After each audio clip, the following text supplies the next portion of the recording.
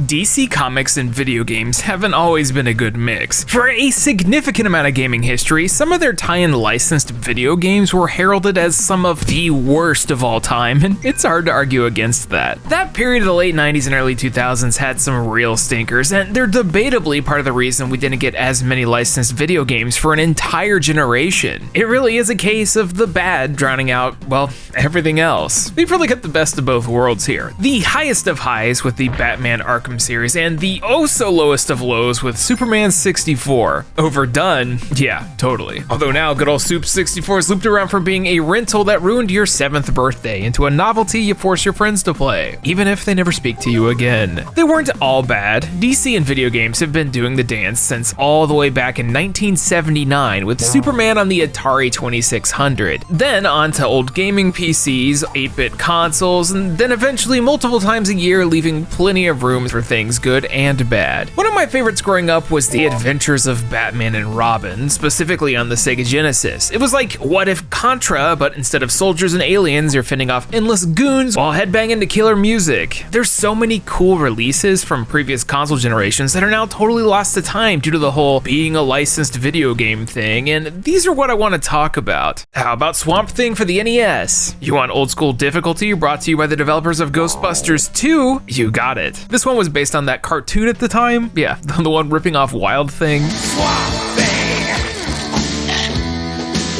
you are amazing. I'll never know how good old Swampers here got himself a video game before Wonder Woman, Green Lantern, or the entire Justice League, but at least we know he's packing. He looks so sad, probably because his game's terrible. If you want sluggish movement, massive hitboxes, no continues and cheats that I don't think work because no one played this is for you. Yeah, how's this for level design? I think I saved Scrum more here than in Baldur's Gate 3. Swamp Thing, I really need you.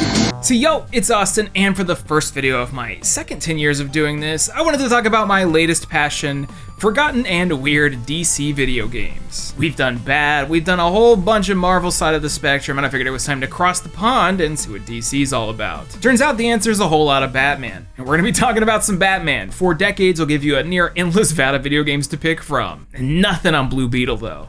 Did anyone even watch that? Am I just wanting to do this because I read a really good run of Green Lantern and it sent me spiraling? Yes. Also, Kyle Rayner rules. We've got a lot to trek through as I made sure to cover as many things from the 80s all the way to today. We might be here a minute, so feel free to grab yourself a snack, maybe with today's sponsor, Magic Spoon. They're back. I love me some cereal, better yet eating something tasty that won't wreck my daily sugar limit. And Magic Spoon is a nice serving of that childhood Saturday morning nostalgia, but one that supports a wholesome lifestyle. Each serving's got 13 to 14 grams of protein, 4 to 5 net carbs, and 0 grams of sugar. It's got the taste of your younger days, but without any of the artificial ingredients. I think they're all great, but cinnamon roll here takes the cake. Is it the cowboy hat appealing to my Texanness? Maybe. But it's a classic taste that I can eat guilt-free. As someone who's trying to watch their sugar intake, this is the perfect thing to get my day started. You're seeing these in stores now all the time, so you know it's getting popular, but if you order from clicking the link down in the description, I can save you a little bit. And you should, because cereal rules. Build yourself your very own custom box, then enter the code Eruption in order to save $5. There's a bunch of flavors like cocoa, maple waffle, and the classic frosted. Magic Spoon is also so confident in their product that they're offering a 100% product happiness guarantee, so if you don't like it for any reason, you can get your money back no problem. And if you don't live in the States, they now ship to Canada and the UK as well. That's magicspoon.com/Austin Eruption, scanning the QR code on the screen or the code Austin Eruption to save $5 off your order today. Thanks to Magic Spoon for the sponsor, but for now we need to get back to the heroes of our childhood in video game form. And I think we need to get started with the first one they churned out, an American cultural icon and someone who's been around for nearly 100 years, Superman. As you most likely know, Superman has not had the greatest luck with video games. In fact, some of the worst. We've covered a few in the past, but there's well over 10 of them, and that's not even including ports with differences. So let's get the ball rolling with the Man of Steel.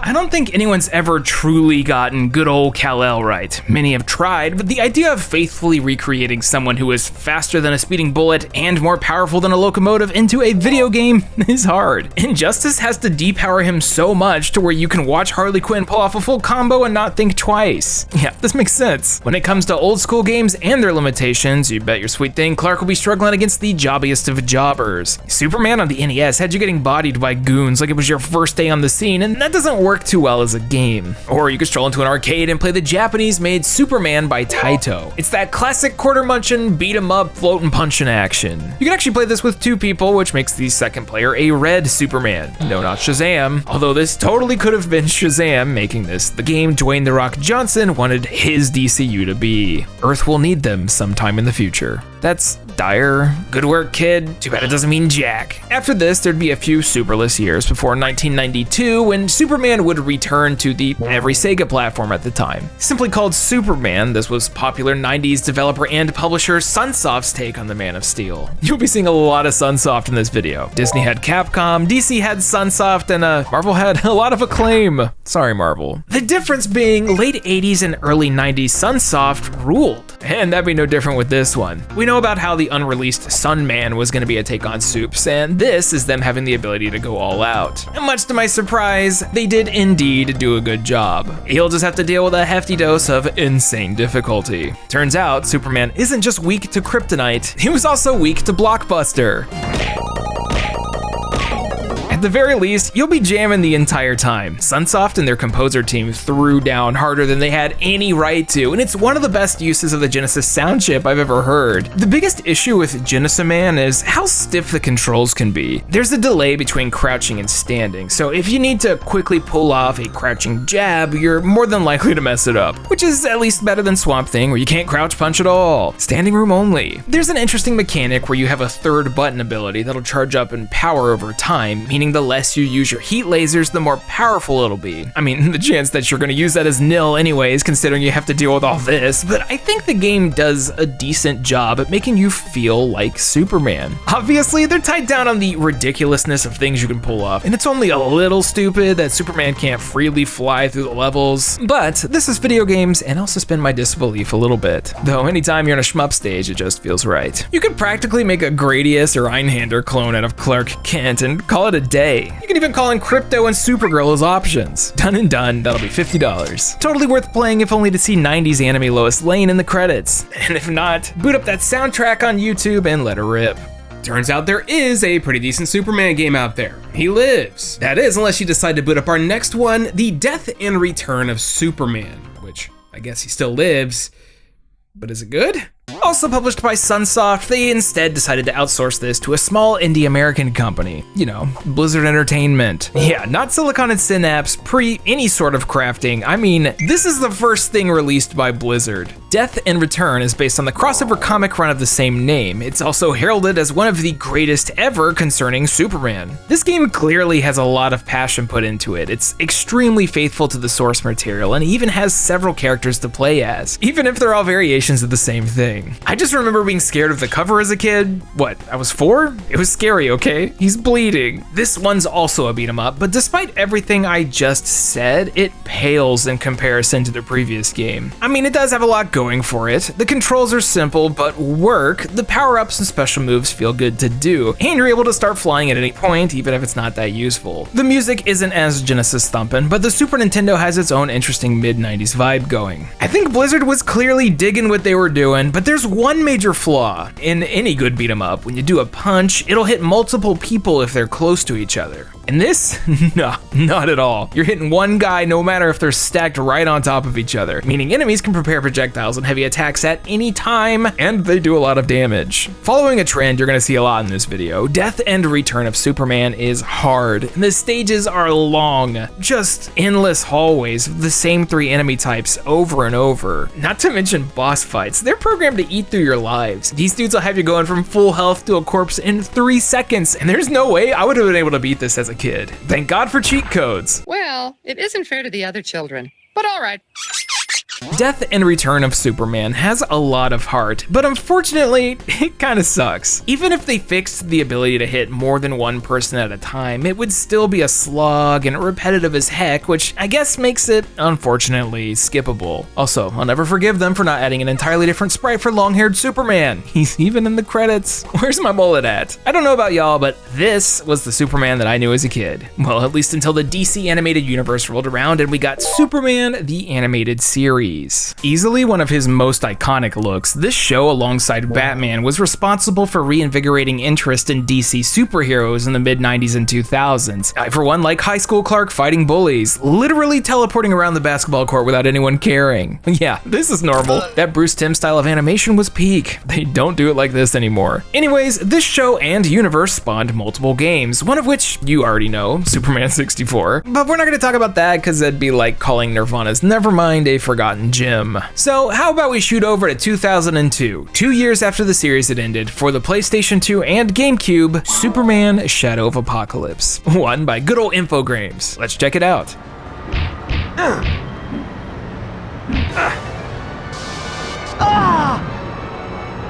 7 out of 10, huh? Better than God Hand. Shadow of Apokolips is something else. It's definitely better than 64 and the terrible Xbox exclusive Man of Steel, but it's also lacking, well, character. It's an original story that consists of everyone and their best villain friend throwing everything and the kitchen sink at Superman. It's like Clark Kent and the terrible, horrible, no good, very bad day, except the fate of the planet's at stake. We got Lex, we got Parasite, Livewire, Metallo, and they're all trying to take down the Supes. You just also have to do your best to save civilians and prevent everyone from dying at the same time. It starts off simply. You can fly with the right stick, you have an easy 5-hit combo, laser eyes, and the ability to fly real fast.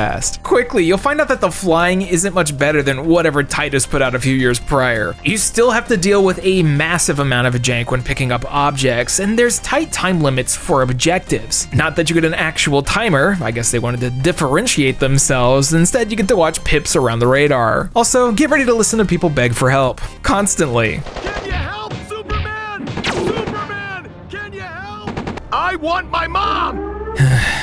Me too. Never mind, it seems to gradually come apart at the seams whenever you do boss fights. Like, the physics they introduced were absolutely not prepared for it. If you pick up an object and try to throw it, it can get stuck on the enemy and environment and drain their HP so fast they get stuck in a phase transition, causing a soft lock, which also means the same thing can happen to you and you'll go from being alive to very dead in half a second. At the very least, it's generous with the amount of damage you can take, but it just feels rough. You'll never be able to quickly do combos or superpower attacks on the fly due to how stiff Cal controls, so you'll struggle your way through this barely 3-hour-long experience. And that's barely enough time to get used to it before the credits are rolling and then it's all out of your brain. Kinda like shaving. You don't think about it, you just do it. Just not as cool as Clark laser beams and mirrors Kent. Alright, enough Superman. Just kidding, it's time for the Justice League, the JSA, the Justice Society of America, or in some cases, the Super Friends. Unlike Marvel, DC's conglomerate of superheroes tends to get a little less representation in video games these days, and I'm not really sure why. Maybe it's because they don't have a cool catchphrase, like Avengers Assemble, which is actually a joke in the Justice League Avengers crossover in the 90s. Justice League? Lambast. But I will say, it's thanks to Super Friends that I thought it was lame as a kid. When Cartoon Network would go from Dragon Ball Z, Zoids, or Outlaw Star to Super Friends, it was time to change the channel. Sorry y'all, I'm a 90s kid. Dating all the way back to the 40s, DC's Justice Society was the first attempt at a superhero team-up, and it's practically a staple of American culture. If you were referencing a superhero squad, you were poking fun at the Hall of Justice, the Legion of Doom, and all the whams and bams you could muster, which makes it all the more strange that there wasn't a proper Justice League video game until 1995 with Justice League Task Force for the Genesis and Super Nintendo. What, you thought we were done with Sunsoft? Task Force has two completely different ports, the Super Nintendo version once again by Blizzard, and the Genesis one by Condor, who would become Blizzard North. This here's a fighting game, one published by Acclaim. Check it out.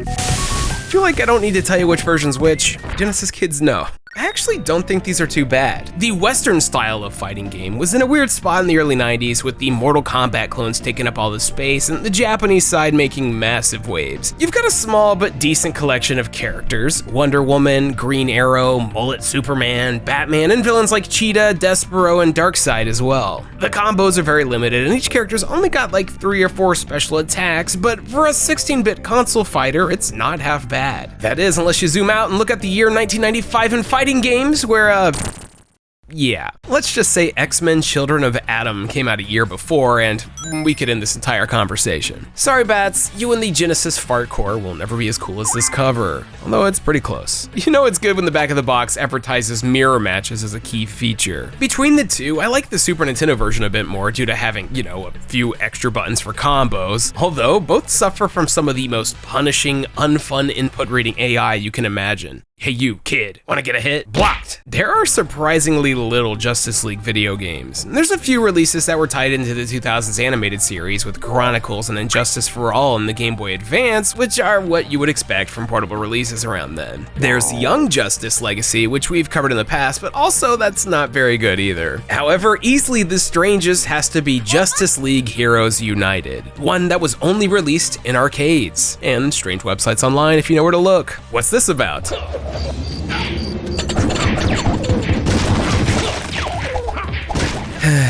Yeah. Developed by Global VR, who are mostly known for arcade adaptations of EA and Ubisoft games, Justice League Heroes United is all the jank that she wrote. It's a two-player co-op beat-em-up, but one that just doesn't feel great. I don't know how you mess up A, an arcade beat-em-up, and B, something where you control superheroes, but here you go. You can pick from Hawkgirl, Superman, Batman, Wonder Woman, and Green Lantern as you go through a ton of stages that all look exactly the same. You've got basic combos, which are just different combinations of the three buttons, but they all feel incredibly loose. Half the time, you'll think you aren't hitting anything because targets straight up don't react to any of your hits. I don't think I've ever played anything that made Superman an average Joe before, but this is close. You've got special attacks which consume a meter, but the whole, experience of playing Heroes United is bad. The sound design has no impact. You just slowly lose health and can die without even realizing it, and I mean, just look at the screen. What's going on? The poor Justice League just can't have itself a good video game, is what I thought until I remembered that there was one more. A game developed by the people behind one of my favorites of all time, Baldur's Gate Dark Alliance, 2006, Snowblind Studios, Justice League Heroes. Not United, on the everything for the 6th generation of consoles. Close your eyes and imagine, if you will, X-Men Legends or Marvel Ultimate Alliance. Just not as good. Heroes is something that should have been awesome. It's a game that should have been packed to the brim with cool DC heroes beating up cool DC villains, lots of abilities, and unique mechanics. But instead, it's got a limited selection of characters, and most levels in the game have you tied to a specific combination. It's not like Marvel, you can just slap out selections anytime you get to a save point. For this level, you got Martian Manhunter and Zatanna, deal with it. It's also weirdly difficult, especially for one of these. In X-Men Legends, you're rolling around, slicing through legions of dudes and not worrying too much about, dying. But in Heroes, any one of your characters can have their HP melted through quickly, so then dodging becomes a big part of the game, which also means your brain-dead AI can make a lot of things way more difficult than they need to be. I think there's a pretty decent co-op experience here, but even if you're a huge fan of everything DC, you just know you'd be getting a better experience in greener pastures. Level ups give you points and new abilities, and there's orbs for small equipment passives, so there's a little bit of customization, but the whole thing feels like a giant step back from some of the better Snowblind dungeon crawlers like Dark Alliance or the real good Champions of Norath. But those games don't have Batman sounding like some random guy. And by that, I mean Ron Perlman. I don't remember asking for any help. What happened? The biggest issue here is the camera angle. It's just too top down. They needed to swing it to the ground a bit to make things slightly more interesting to look at. Even Champions has more of the screen visible and not just Superman's wiggly legs. The whole thing's not terrible, but similar to Task Force. Not great either and has better contemporaries. Although, Heroes actually has a spinoff by Way Forward on the Game Boy Advance, The Flash. Let's check that out too. Fastest man alive. Fastest man alive. Fastest man alive. I believe you, bro. Please stop. Hey, watch it. Fastest man alive. Justice League Heroes The Flash is a decent beat 'em up and just about everything you would expect from Way Forward with a licensed IP. Good old Wally West out here doing dash combos, slowing down time, making constant loud quips, and looking like he needs a burger or two. The cutscene sprites were wacky. Everything is so, boisterous. Flash is rocking more abs than anyone's ever seen, and I don't know how they got away with this Killer Frost design and something rated E for everyone, but I agree. If I told you we've covered every Justice League League video game. Would you believe me? You shouldn't, because it's a lie. One came out this year, Justice League Cosmic Chaos. Remember this? In the year 2023, it's a super cute kids game that actually has a decent amount of depth to it. Can something that's not even 6 months old be forgotten? Well, with an all-time peak on Steam of 13 people and only 9 critic scores on Metacritic, sources say yes. I'll play you one day though, I promise. But yeah, that's that. You know, I'm really surprised we never got a Super Friends game, not even a DOS thing. Those Wonder Twins have only ever appeared in LEGO Dimensions, and that's just a shame. Form of a seagull. Shape of an ice gondola. Now it's time to suck the color out of everything and become the terror that flaps in the night. Wait, that's Darkwing Duck. Vengeance, I am the night. It's Batman time. Out of all of the DC superheroes, Batman has the most video games, and it's not even close. He's just behind Spider-Man as the world's most popular superhero, and that goes for the amount of games he has as well. We've already talked about a ton of these on this channel, and there's still so many to go, so no Gotham City Racers today, because we gotta get back to Sunsoft. I think a lot of people forget just how many Batman games came out in the 80s and 90s. When you think of Sunsoft and The Bat, you probably think of the fantastic game based off the Tim Burton film, and for good reason. It rules. But you may not think about their follow-up, Batman Return of the Joker, also for the NES. This thing was peak. Despite the massive sprites and near 16-bit visual quality, this was repping the NES like it was no one's business. The gameplay's tight, the music owns, and it's got that TMNT beat-em-up quality. Why does Batman have a massive blaster with Mega Man charging? F you, that's why. I'd say that it's actually up there with the best of the best for Brucey, and if you haven't played it, you should. Which brings me to the problem. Sunsoft. Rather than trying to make a bunch of ports of their dope games themselves, they decided that in order to hit the SNES and Genesis markets, they were gonna outsource it to other studios. And if we've learned one thing in recent memory, you shouldn't outsource entire games. This can go one of a few ways. When Sunsoft wanted to remake the NES version of Batman for the Genesis, they did it themselves. What we ended up with is something kind of similar. Batman still has that proud first day of school stance as he trots forward, but the wall bouncing, punching, and grappling is recognizable. It ramps up in the difficulty kind of absurdly near the end, but it's a fun short punch and beat 'em up that'll stand the test of time just like its 8-bit counterpart. Now, let's go back to Return of the Joker. Remember how I was just saying crazy stuff like this was peak? Well, how about the Sega Genesis version? Sunsoft? Nope, Wrangler Studios. What did they make prior to this? Mario Lemo Hockey. Okay, how about this?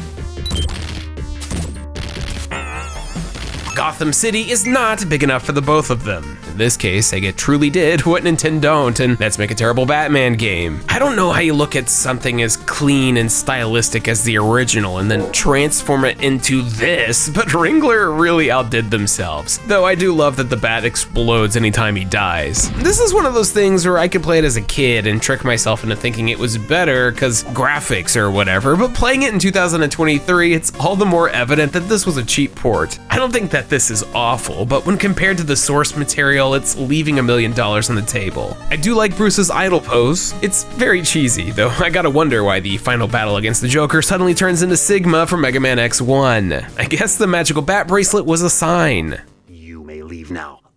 I'll take care of this personally.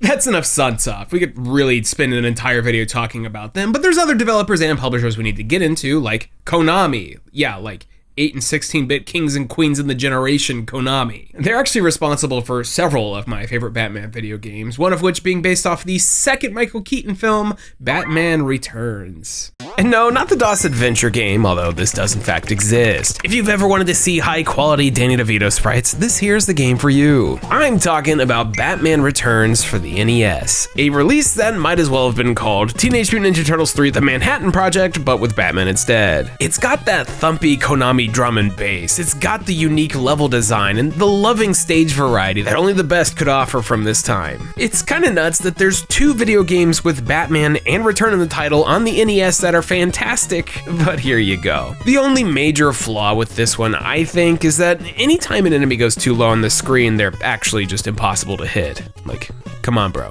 Batman Returns as a whole is kind of a strange case, because this thing has several different versions, all of which are vastly different and by various developers. If you were to ask someone if they've played Batman Returns and they get confused by the Sunsoft releases, there's like 10 different answers. There's this NES version, the Super Nintendo version, there's a wacky platformer for the Amiga, the DOS Adventure release. Is this footage the Game Gear? Nope, it's the Atari Lynx. Here's the Game Gear version, which is also a port from the Master System. Then lastly, there's the Genesis and Sega CD versions, which are the same, but one has that high quality CD music that we've all been hearing about. All in all, that's 7 completely different video games, 6 different developers split between Sega and Konami, and then a Tiger Electronics handheld on top of all of that. DC really went, you get a Batman, you get a Batman, and it's really easy to see how one of these could have become forgotten. I think most Batman Returns are decent, only a few Batman Returns are bad, but only one Batman Returns is really worth your time, and it's Batman Returns. Wait, which one? Cartoons. Batman's got a lot of them. And if you've grown up watching television in the Western world in the last, 20 to 60 years, you've probably seen at least one. Which also means we've got games based on those cartoons. The new Batman Adventures had Batman Vengeance, one of the stranger releases I've played. It was a GameCube launch title, it was an action platformer, but it was also not at all what you would expect. Instead of being a runny, punchy affair, this also feels like it was made with recreating the striking look of the show more than anything else. There's a lot of strong choreography to individual levels, and the flow of the stages feel closer to a puzzle game than a beat 'em up. Which makes sense, because the combat in this thing is awful. We've got this basic combo with no variety, and switching between first and third person mid-action is a pain. But Ubisoft Montreal did a really solid job at making this feel like the show. The whole thing is barely 3 hours long and pales in comparison to modern 3D baddie adventures, but Vengeance was considered okay at release, which is a lot more than you can say for Batman Dark Tomorrow. Yeah, let's not talk about that. How about instead Batman the Brave and the Bold, the game? This show was a little after my time, but it has a memorable look to it. The thick lines, the smooth animation, and heavy shading. So how about putting that into a co-op beat-em-up made by Way Forward? One with decent review scores and a big cast, including Hawkman, Blue Beetle, and Green Lantern. Sound good? Well, it is, for the right audience. Brave and the Bold is one of those rare E10 plus games, meaning it's perfect for the family. It's something you'd play with your kid or younger sibling while also trying to get them into Batman. It's not very challenging, it's absolutely something you'd see on the Wii around that time period, and while it does look awesome in motion, it doesn't do anything crazy to set itself apart. The same goes for the DS port. It's got all the style and flair, but ultimately is a budget-priced license title that'll hold your attention for an afternoon at best. It's a pretty good afternoon though. We could literally talk about Batman all day. If you take like every single one of these games and all of the different versions of them, a lot of which are unique, you could make an entire video, which sounds like something I'd probably do in the future anyways. But for now, I think we need to take this to a weirder place. While all of those Batman games were like cool and normal, there's really weird ones out there, specifically Batman Forever, the arcade game.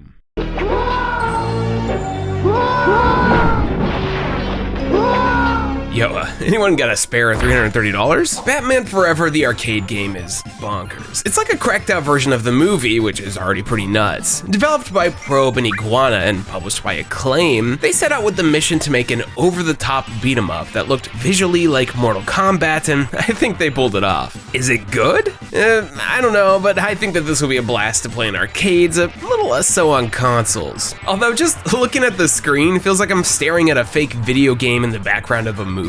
Maybe it's a little bad, but oh my god, I love it.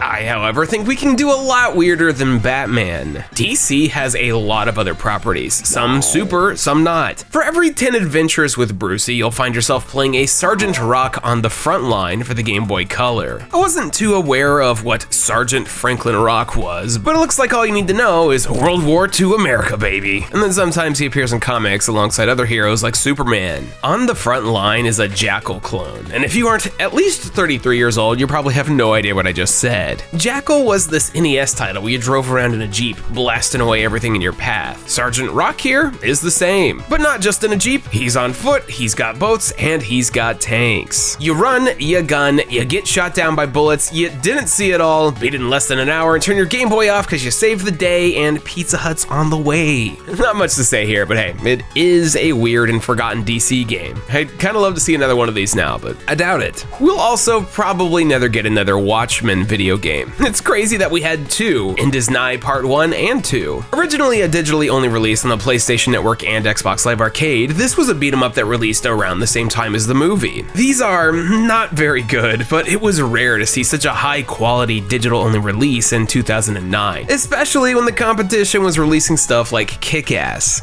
This came out a year after. I played a decent amount of the first one back in the day, even got a little bit of that co-op time in. Both Rorschach and Night Owl have different movesets and differing levels of brutality in their attacks. Some of the puzzles are well done, and they do a decent job of making the world of Watchmen feel, well, grim. This is kind of like a lesser version of A Way Out, but unfortunately isn't really worth playing unless you're a huge fan of the comic.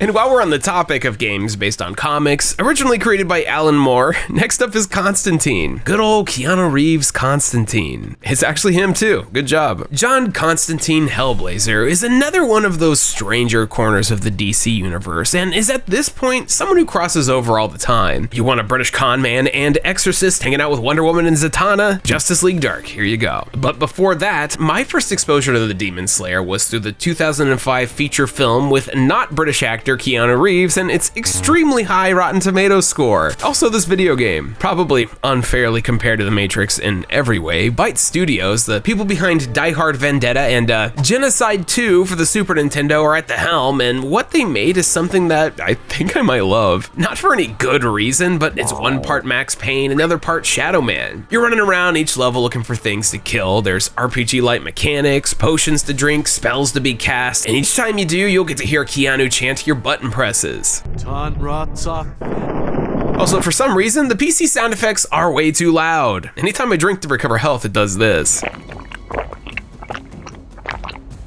I love that. I don't think that Constantine is very good, but I also can't look away. The weapons you find are goofy. The way enemies pop out of nowhere in a ragdoll when you shoot them is hilarious. There's a good bit of effort in the level design, and having to use your night vision that swaps you to first person brings a visual difference to what's going on. Even if most of this dang thing's so dark you can barely see. It's basically pitch black. Well, not that one. There's even a bullet time mechanic that applies on quick turns. I barely used it, but it's there. Some of the boss fights are wacky. There's this giant rat man assembled from rats. I emptied a ton of bullets into him and no, it didn't work. You just gotta punch him and then step on the rats. And then you're done in like 35 seconds. But only after reloading twice because your brain is too small to think of that solution. Constantine is one of the weirder and more forgotten DC video games out there, and it's somehow not the worst video game based on a movie starring Keanu Reeves. It's Bram Stoker's Dracula. All right, I got one more game I want to talk about today, and it's a strange one that I think has actually kind of been forgotten at this point. We've talked about a lot of games based off of movies, and before the Snyderverse, you would see these things every couple of years. But right before 2013's Man of Steel would be 2011's Green Lantern, starring Ryan Reynolds,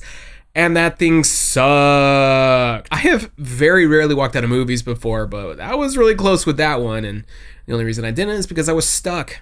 Damn you, Mom. Anyways, it got itself a few tie-in video games, which brings me to our last pick of the day, Green Lantern Rise of the Manhunters, a 3D compatible game. 3D. Man, you were supposed to be bad. Rise of the Manhunters is one of those same name, different game type of deals. We talked about the Wii and 3DS versions in the past, which were not great, but the big bad console ports always eluded me. Now, having accidentally played the entire game in a single sitting, I can safely say, Green Lantern Rise of the Manhunters Double Helix variant, you were okay. Double Helix were one of those developers that would put out something either awesome or Battleship for the PlayStation PlayStation 3, and Green Lantern is a lot better than I expected it to be. It is, as most games were in the year 2011, a God of War clone, but one starring Ryan Reynolds and a bunch of dudes in green floating around. I wasn't that familiar with the lanterns until recently, and this movie did nothing to help that. I, for one, saw Ryan Reynolds' toes sticking through the suit, which should have been the easiest part of this thing, and immediately became a hater. Who wouldn't? The movie did nothing for me, unless you're looking to see some non-Deadpool butt, but this game is not bad at all. It actually feels kind of high budget in certain areas. We're just not gonna get into Green Lantern lore here, but a majority of this thing takes place on Oa and other planets, so everything is not on Earth. And because of that, some of the vistas are huge, and you'll be seeing a ton of stuff going on in the background. Granted, at sub 20 frames a second, but I'll just blame that on the PlayStation 3 and the entire generation's inability to have a frame rate. The combat itself has a decent amount of depth. You've got the whole lantern shtick of creating whatever you think about into a weapon, and the basic moveset has swords, hammers, and saw blades. Then you toss on the constructs for meter charge attacks, 12 in total and 8 of which you can have at a time, and suddenly you've got rockets, summonable mechs, baseball bats, mines, and all kinds of stuff. Multiple of which are also used for puzzles and parrying. Energy ball coming your way? Smack it back. It reflects well onto the character Hal Jordan, and despite feeling generic, is totally fine. It's also 2-player co-op, so you can snag a friend and make your way through the short campaign in about 5 hours, which is like normal length for one of these. They take control of Sinestro, who will definitely always be your best friend. It's definitely got issues. Some of the fights don't feel great, and other encounters can be defeated in literal seconds once you realize you can throw enemies off of cliffs, like this.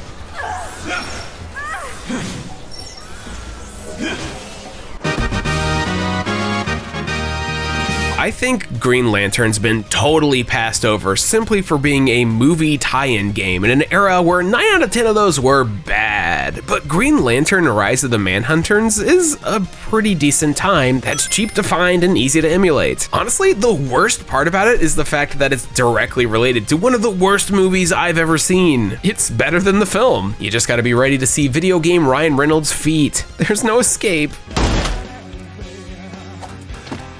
When was the last time that a tie-in game was better than the movie? You tell me. Best I got's like Wolverine Origins. But there we have it, a bunch of weird and forgotten DC Comics video games. That's nowhere near the full breadth of everything, but that's those are things that I'll cover another day. Probably. Also, I'm sorry, I've been sick this whole video. I'm sure you can tell. I've had a sinus infection for like the last 2 weeks, and it's killing me. But I got some videos to get done, and here we are. I've been thinking about making a video talking about like every DC movie video game, because at some point, I gotta talk about Catwoman, and I can't really think of a better excuse. But let me know down below if you'd be interested in that. If you like today's video, check out the sponsor, or if you want to support the channel directly, head on over to the Patreon, buy a t-shirt over at the Pixel Empire, leave me a comment, a thumbs up, a subscription, smack the bell right in the face to get every notification, because that's what you're supposed to say on the YouTube now, because simple algorithms and clicking buttons don't work anymore. But most importantly, I just hope you're doing all right. It's been a hard year. Anywho, I've been Austin, and I've got one more video coming out this month before a little break on my end, and then a bunch before the end of the year, and then, you know, we'll see what happens. We'll see what happens there. I'm still sick. I need to recover. I'm going to sleep now. Catch me next time when we have a group existential crisis. Thank you all so much for watching. Special Patreon shout out to Aaron Kwolek, Blackfoot Ferret, Blake Thomas, Cheeks, Chris Shelton, Doug Prince, DX Buster, Dylan Snyder, Elijah, GM Pinks, Hey Quiggles, Idavice, Jay Roos, Jacoby Fitzpatrick, Kevin Zanowski, Kieran Arter, Nick Irving, Ryan Talbert, and Vox. Thank you all so much for your generous support. For the rest of the month, to celebrate 10 years, we'll be showing every single one of the Patreon backers on the sidebar. So once again, thank you so much for your support. And we got one more video coming in September. I'm sorry if I sounded pretty sick this entire video. I ended up catching a sinus infection sometime last week, and it's just been lots of coughing. So thank you very much for your patience. I'll catch you guys next week. Bye bye.